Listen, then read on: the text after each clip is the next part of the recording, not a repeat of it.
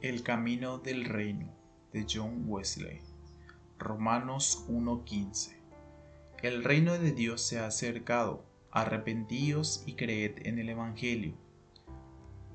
Estas palabras naturalmente nos mueven a considerar primero la naturaleza de la verdadera religión, llamada aquí por el Señor el reino de Dios, y que dice Él está cerca. Segundo, el camino que Él ha señalado en estas palabras, arrepentíos y creed en el Evangelio.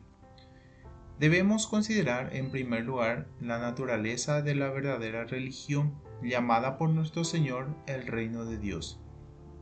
El gran apóstol usa la misma expresión en la epístola a los romanos cuando explica las palabras del Señor diciendo: porque el reino de Dios no es comida ni bebida, sino justicia, paz y gozo en el Espíritu Santo.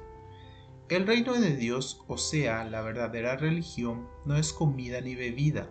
Es cosa bien sabida que no solo los judíos inconversos, sino gran número de aquellos que habían aceptado la fe en Cristo, eran sin embargo celosos de la ley, aun de la ley ceremonial de Moisés. Por lo tanto, observaban todo lo que encontraban escrito en ella, tanto sobre las ofrendas de carne o bebida como sobre la distinción entre carnes puras e impuras. Y no solo lo observaban ellos mismos, sino que la exigían también a los gentiles que se habían convertido a Dios. A tal grado lo exigían de algunos de ellos, enseñaban a cualquiera que se unían a ellos: si no os circuncidáis conforme al rito de Moisés y guardáis toda la ley, no podéis ser salvos. En oposición a esto declara el apóstol, tanto aquí como en otros lugares, que la verdadera religión no consiste en comida ni bebida, ni en la observación de rituales, ni en ninguna cosa exterior, en nada fuera del corazón. La sustancia de la verdadera religión consiste en justicia, paz y gozo en el Espíritu Santo. No en alguna forma exterior, tal como rituales o ceremonias, aun del tipo más excelente, supongamos que sean tan dignas y significativas, que sean expresiones de cosas interiores, suponiendo que sean tan útiles no solo para el vulgo, cuya inteligencia solo se funda en lo que ve, sino también para personas de entendimiento, personas de buenas capacidades, como sin duda hay. Supongamos que estas ceremonias, tal como en el caso de los judíos, fueron establecidas por Dios mismo, aún durante el periodo del tiempo en el cual estas leyes estuvieron vigentes. La verdadera religión no consistió principalmente en esto. No hablamos en el sentido más estricto. ¿Cuánto más se aplica esto a los ritos y formas cuyo origen es estrictamente humano? La religión de Cristo es mucho más elevada y más profunda que todo esto. Estas cosas externas son buenas en su lugar mientras permanecen subordinadas a la verdadera religión, y sería superstición oponerse a ellas si se aplicaran solo ocasionalmente como ayudas a la necesidad humana. Pero no deben ser llevadas más lejos de la cuenta, que no suene nadie que tiene un valor intrínseco o que la religión no podría subsistir sin ellas. Esto lo haría abominables ante Dios. La naturaleza de la religión está tan lejos de consistir en esto, en formas de adoración, en rituales y ceremonias, que no consiste propiamente en acciones exteriores de ninguna clase. Es cierto que nadie puede llamarse religioso si es culpable de acciones viciosas o inmorales, o si les hace a las demás personas lo que no le gustaría que le hicieran bajo las mismas circunstancias. Tampoco puede llamarse religiosa la persona que sabe bien el bien y no lo hace. Sin embargo, es posible abstenerse de hacer mal y practicar lo bueno, sin por ello tener religión. Sí, dos personas pueden hacer la misma obra exterior, por ejemplo, alimentar al hambriento o vestir al desnudo, y al mismo tiempo una ser verdaderamente religiosa y la otra no tener ninguna religión. Una puede actuar por amor de Dios y la otra por amor a la alabanza.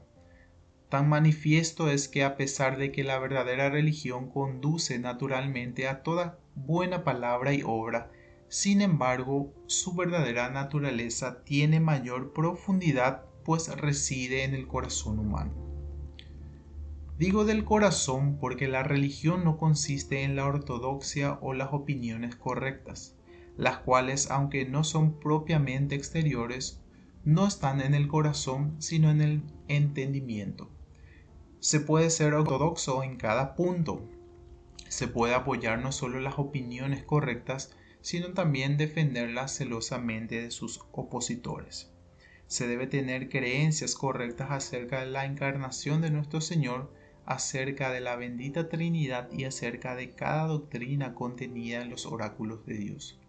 Se puede afirmar cada uno de los tres credos, el llamado de los apóstoles, el niceno y el de Atanasio, y aún así se puede no tener más religión que la de una persona judía, turca o pagana. Se puede incluso ser tan ortodoxo como el diablo, aunque quizás no tanto, pues cada persona yerra en algún punto, mientras que no podemos concebir que el diablo tenga ninguna opinión errónea. Y sin embargo, estar tan lejos de la religión del corazón como lo está él. La religión consiste en esto. Solo esto es ante Dios de gran precio. El apóstol lo resume en estas tres manifestaciones: justicia, paz y gozo en el Espíritu Santo. Primero está la justicia. No podemos dejar de comprender lo que esto significa si recordamos las palabras de nuestro Señor Jesucristo describiendo los fundamentos de los cuales dependen la ley y los profetas. Amarás al Señor tu Dios con todo tu corazón, con toda tu alma y con toda tu mente y con todas tus fuerzas. Este es el principal mandamiento. La primera y gran manifestación de la justicia cristiana: te deleitarás en el Señor tu Dios, lo buscarás y encontrarás felicidad en él. Dios será tu escudo y tu galardón será sobremanera grande. En el tiempo presente y en la eternidad, todos tus huesos dirán: ¿a quién tengo yo en los cielos sino a ti? Y fuera de ti nada deseo en la tierra. Y habiéndole entregado tu corazón, lo más profundo de tu alma, para que en ella reines sin rival, puedes clamar con todo tu corazón: te amo, oh Jehová, fortaleza mía, Jehová, roca mía y castillo mío y mi libertador. Dios mío, fortaleza mía, en él confiaré, mi escudo y la fuerza de mi salvación, mi alto refugio.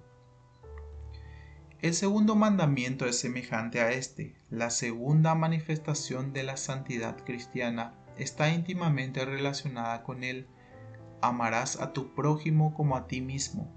Amarás, tendrás la mejor buena voluntad, el afecto más sincero y cordial, los deseos más fervientes de evitarle o eliminar todo mal y de procurar todo el bien posible a tu prójimo. No solo a tus amigos, a tus parientes o conocidos, no solo a las personas virtuosas o a las amistosas, a las que te aman y a las que prevén o devuelven tu bondad, sino también a cada criatura de Dios, a cada ser humano, a cada alma creada por Dios. No se debe hacer excepción con aquellos que nunca has visto en la carne, los que no conoces ni por vista ni de nombre, sin exceptuar a quien sabes que es malo e ingrato, aun aquella persona que te calumnia y te persigue. A cada una de estas personas debes amar como a ti mismo, con la misma sed por su felicidad de todo tipo, el mismo cuidado incansable por cuidarla y protegerla en contra de todo mal y sufrimiento de cuerpo y alma. ¿No es este amor el cumplimiento de la ley, la suma total de la santidad cristiana? Cumple toda justicia interior, pues implica entrañable misericordia, humildad, sabiendo que el amor no se envanece, benignidad, mansedumbre, paciencia, sabiendo que el amor no se irrita, sino cree, espera, soporta todas las cosas. Cumple toda justicia exterior, porque el amor no hace mal al prójimo, ni en palabra ni en hecho. El amor no hace voluntariamente daño ni ofensa a nadie. Además es celoso de toda buena obra. Toda persona amante del género humano hace bien a todo el mundo, siempre que éste tiene la oportunidad, sin parcialidad ni hipocresía, y está llena de misericordia y de buenas obras. La verdadera religión o el corazón recto delante de Dios y de los seres humanos significa tanto felicidad como santidad. No se trata solo de justicia, sino también de paz y gozo en el Espíritu Santo. ¿Qué es paz? La paz de Dios, la cual solo Dios puede dar y que el mundo no puede quitar, la paz que sobrepasa todo entendimiento, toda concepción puramente racional, por ser una concepción sobrenatural, un gustar divino de los poderes del mundo por venir, paz que el ser natural no conoce, no importa lo versado que sea en las cosas de este mundo, ni tampoco puede conocer en su estado presente, porque se tiene que discernir espiritualmente. Es una paz que hace desvanecer toda duda, toda incertidumbre dolorosa, puesto que el Espíritu Santo da testimonio al espíritu de la persona cristiana de que es hija de Dios, y desvanece el miedo, todo temor que produzca tormento, el temor a la ira de Dios, el temor al infierno y en particular el temor a la muerte. Quien tiene la paz de Dios desea partir, si es la voluntad de Dios, y estar con el Señor. Junto con esta paz de Dios, cuando reina en el alma, existe también el gozo en el Espíritu Santo, un gozo que obra en el corazón por el Espíritu Santo, por el siempre bendito Espíritu de Dios. El Espíritu es quien imparte en nosotros ese regocijo suave, humilde en Dios por medio de Cristo Jesús, por quien hemos recibido ahora la reconciliación con Dios. Esto nos permite ahora confiar la declaración del salmista real: bienaventurado o feliz aquella cuya transgresión ha sido perdonada y cubierto su pecado. El Espíritu es quien inspira al alma cristiana con este gozo firme y sólido que surge el testimonio del Espíritu de que es hijo de Dios. Y eso le da al ser humano el poder alegrarse con gozo inefable en la esperanza de la gloria de Dios, esperanza tanto de la gloriosa imagen de Dios, la cual es en parte y será plenamente revelada en él, como de la corona incorruptible de gloria reservada en los cielos. Esta santidad y felicidad unidas en una a veces son llamadas en los escritos sagrados el reino de Dios, como lo hace el Señor en el texto, y a veces el reino de los cielos se llama reino de Dios porque es el fruto inmediato del reinado de Dios en el alma. Tan pronto como es usado de su infinito poder, establece su trono en nuestros corazones. Inmediatamente son llenos de la justicia, la paz y el gozo en el Espíritu Santo. Se llama reino de los cielos porque es en cierta medida como si se abriera el cielo en el alma. Cualquiera que goza de esta experiencia puede confesar ante los ángeles y los seres humanos: la vida eterna se ha ganado, gloria en la tierra ha empezado. Según el tenor constante de la Sagrada Escritura, que declara repetidamente que Dios nos ha dado vida eterna y esta vida está en su Hijo, el que tiene al Hijo reinado en su corazón tiene la vida, porque esta es la vida eterna, que te conozcan a ti, el único Dios verdadero, y a Jesucristo, a quien has enviado.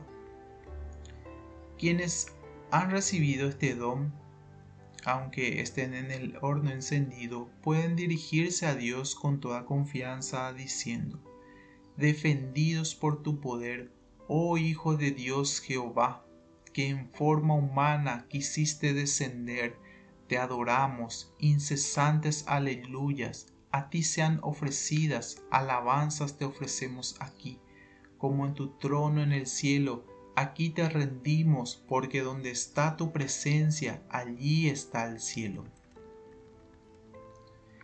Este reino de los cielos o de Dios se ha acercado, El sentido en que estas palabras fueron dichas originalmente significa que el tiempo había llegado, que Dios se había manifestado en la carne y había venido a reinar en los corazones de su pueblo. ¿Y no se ha cumplido ahora el tiempo? Porque he aquí yo estoy con vosotros todos los días, con quienes predican la remisión de pecados en mi nombre, hasta el fin del mundo. Donde quiera que el Evangelio de Cristo se predica, allí el reino se ha acercado, no está lejos de ninguno de nosotros. Puedes entrar ahora mismo si lo deseas. Si has escuchado su voz que te dice, arrepiéntete y cree en el Evangelio. Este es el camino, caminen por él, donde todo arrepiéntase. Esto conózcanse a sí mismo. Este es el primer arrepentimiento antes de la fe, la convicción o conocimiento propio.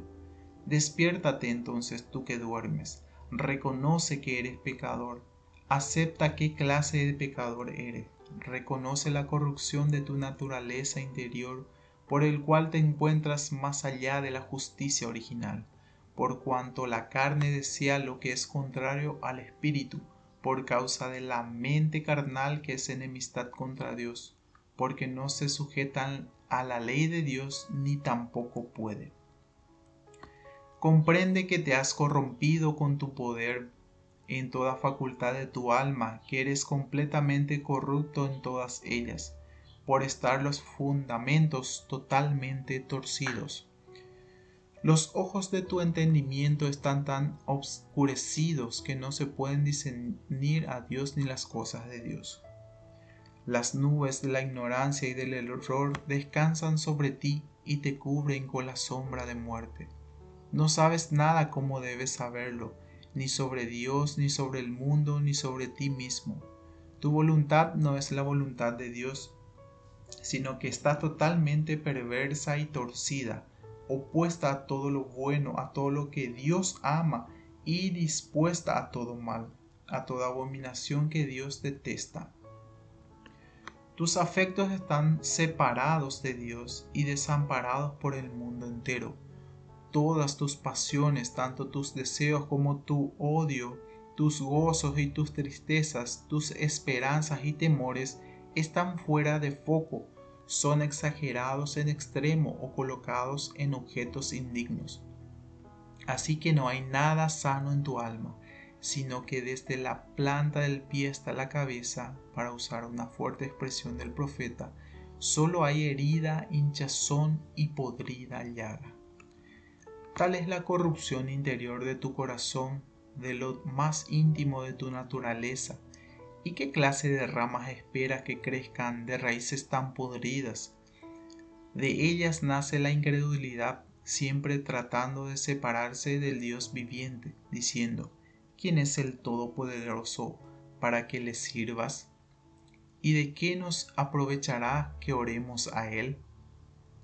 De aquí la independencia, pretendiendo ser igual al Omnipotente, de aquí el orgullo en todas sus formas, que se enseña a decir, yo soy rico y me he enriquecido, y de ninguna cosa tengo necesidad.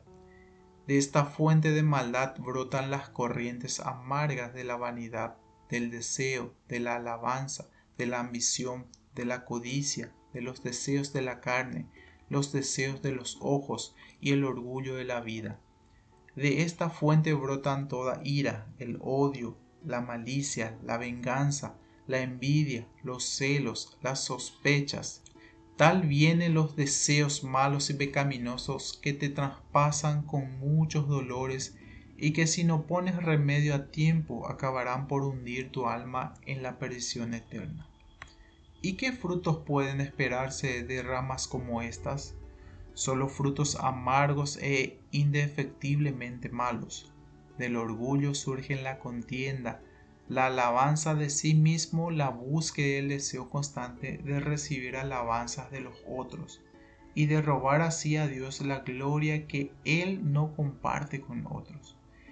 De los deseos de la carne vienen la glotonería, las borracheras, la lujuria o sensualidad, la fornicación, la inmundicia, todo lo cual mancha de diversas formas el cuerpo que fue hecho para ser templo del Espíritu Santo. De la incredulidad vienen toda palabra y obra mala.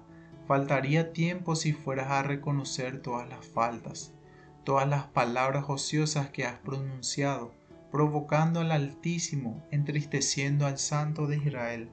Todas las obras malas que has hecho, sean totalmente malas en sí mismas, o al menos que no hiciste para la gloria de Dios.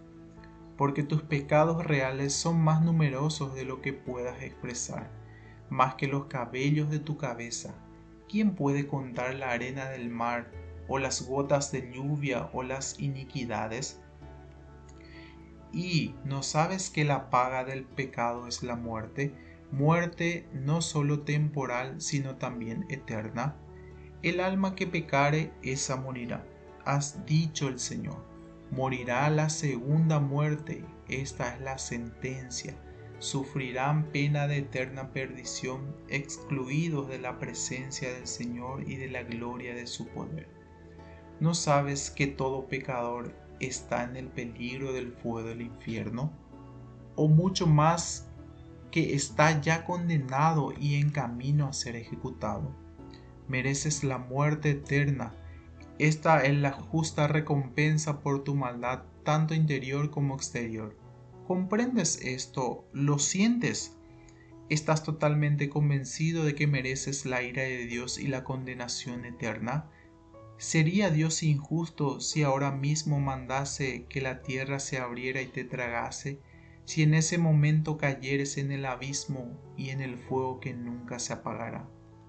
Si Dios te ha permitido tener un verdadero arrepentimiento, sientes profundamente que estas cosas son así y que solo su misericordia permite que no seas consumido, aniquilado por completo de la faz de la tierra.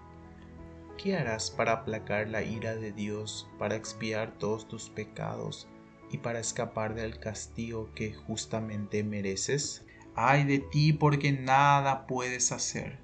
No puedes hacer nada que pueda en ninguna medida hacer reparación ante Dios por una obra, palabra o pensamiento malo. Si desde este momento pudieras obrar bien en todo, si desde esta hora hasta el momento en que debas volver a Dios, pudieras vivir en forma perfecta, en obediencia ininterrumpida, aún esto no separaría lo pasado. Aunque no aumentes la deuda, no podrías saldarla tampoco. Todavía permanecería tan grande como siempre. Sí, la obediencia, la presente y futura de toda la humanidad y de todos los ángeles del cielo, no podría dar satisfacción a la justicia de Dios. Por un solo pecado, cuán vana es entonces la vida de ofrecer satisfacción por tus propios pecados mediante alguna obra que pudieras hacer. Cuesta mucho más redimir una sola alma de lo que la humanidad entera podría pagar. De manera que si no hubiera ninguna otra ayuda para un pecador culpable, sin duda que perecería eternamente. Supongamos que la obediencia perfecta en el futuro pudiera dar satisfacción por los pecados pasados. Esto no te aprovecharía de nada, puesto que no podrías lograr tal obediencia ni siquiera en un punto. Comienza ahora, haz la prueba, sacude de ti ese pecado que ahora te domina, comprobarás que ya no puedes. ¿Cómo podrías entonces cambiar tu vida y convertirte de malo en bueno? De hecho, es imposible a menos que tu corazón cambie. Mientras el árbol sea malo, no puede dar buen fruto, pero ¿eres capaz de cambiar tu propio corazón del pecado a la santidad? De despertar el alma muerta en pecado, muerta para Dios y viva para el mundo? Tan imposible es como resucitar un cuerpo muerto, volver a la vida a quien está en la tumba. ¿Eres tan capaz de despertar el alma como de darle vida a un cuerpo muerto? No puedes hacer nada, ni más ni menos. En este punto te encuentras totalmente imposibilitado. El entender esto, que eres completamente inútil, así como culpable de pecador, De eso se trata el arrepentimiento verdadero, el cual es precursor del reino de Dios. Si esta convicción íntima de tus pecados interiores y exteriores, de tu completa pecaminosidad y desvalimiento, añade sentimientos puros, tristeza de corazón por saber despreciado la misericordia que te han ofrecido, remordimiento y condenación propia, sin hablar palabra, teniendo vergüenza aún de levantar los ojos del cielo, temor de la ira de Dios que aún sientes sobre ti, de su maldición pesada sobre tu cabeza, y de la indignación terrible que está lista para devorar a aquellas personas que olvidan a Dios y desobedecen a nuestro Señor Jesucristo. Deseo ardientemente de escapar de tal indignación, de cesar de hacer el mal y aprender a hacer el bien. Si todo esto sientes, entonces te digo, en el nombre del Señor, no estás lejos del reino de Dios. Un paso más y entrarás, te has arrepentido, ahora cree en el Evangelio. El Evangelio, esto es, las buenas nuevas para los culpables, los inútiles pecadores. En el más amplio sentido de la palabra, significa la revelación total de Dios a la humanidad por medio de Jesucristo, y a veces el relato de lo que nuestro Señor hizo y sufrió mientras vivió entre los seres humanos. La substancia del Evangelio es que Cristo Jesús vino al mundo para salvar a los pecadores, o porque de tal manera amó Dios al mundo que ha dado a su Hijo único, para que todo aquel que en él cree no se pierda, mas tenga vida eterna. O más, el herido fue por nuestras rebeliones, molido por nuestros pecados. El castigo de nuestra paz fue sobre él, y por su llaga fuimos nosotros curados. Cree esto y el reino de Dios es tuyo. Por medio de la fe alcanzas la promesa.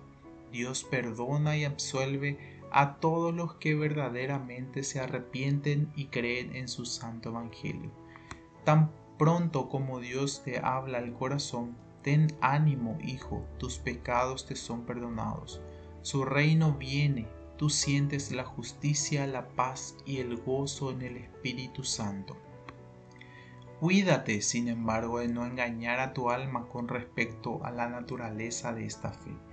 No es como algunas personas han concebido vanamente, un mero asentimiento a la verdad de la Biblia, a los artículos de nuestro credo o a todo lo que está contenido en el Antiguo y el Nuevo Testamentos. Los demonios también creen en esto, tan bien como tú o yo, sin embargo, siguen siendo demonios. Pero la fe está por encima y más allá de todo lo anterior. Es una segura confianza a la misericordia de Dios a través de Jesucristo. Es una confianza en el Dios perdonador. Es una prueba con visión divina de que Dios estaba en Cristo reconciliando consigo al mundo, no tomándoles en cuenta a los hombres sus pecados.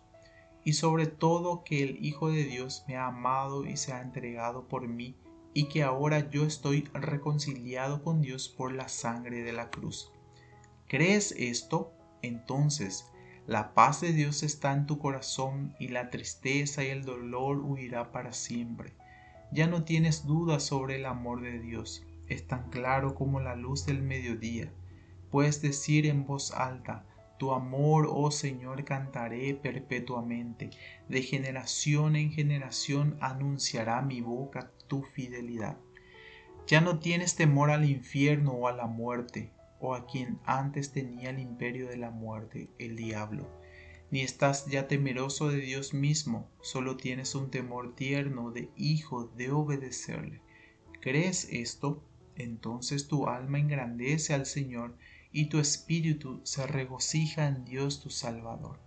Te regocijas porque tienes redención por su sangre, el perdón de pecados.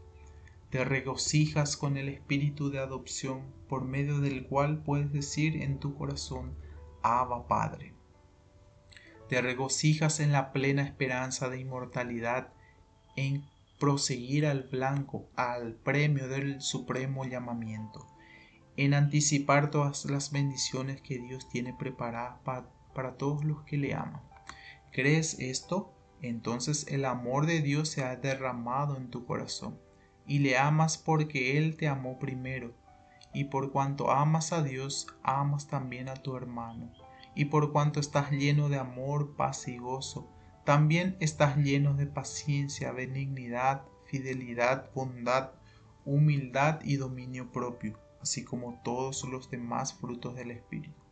En una palabra, con toda disposición santa, angelical o divina.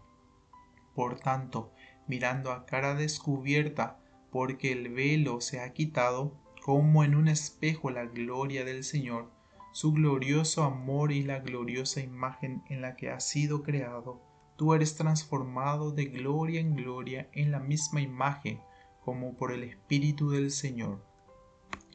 Este arrepentimiento, esta fe, esta paz, gozo, amor, este cambio de gloria en gloria es lo que la sabiduría del mundo ha calificado de locura, de entusiasmo, de distracción. Pero tú, seguidor de Dios, no hagas caso a esto, no seas movido por ninguna de estas cosas. Tú sabes en quién has creído. Procura que nadie tome tu premio. Conserva todo aquello que has alcanzado, mantente firme y prosigue el camino hasta que hayas alcanzado todas las grandes y preciosas promesas. Y tú que aún no conoces al Salvador, no dejes que otros lo hagan sentir avergonzado del Evangelio de Cristo. No te dejes atemorizar por quienes hablan mal de las cosas de las cuales no saben nada. Dios volverá pronto tu tristeza en gozo. No te desesperes, ten un poco de paciencia, Él te quitará tus temores y te dará un espíritu recto. Cercano está el que te salva. ¿Quién es que condenará? Cristo es el que murió, más aún el que también resucitó, el que además está en la diestra de Dios, el que también intercede por nosotros. Refúgiate en los brazos del Cordero de Dios con todos tus pecados, no importa cuántos sean, porque de esta manera os será otorgada amplia y generosa entrada en el reino eterno de nuestro Señor y Salvador Jesucristo.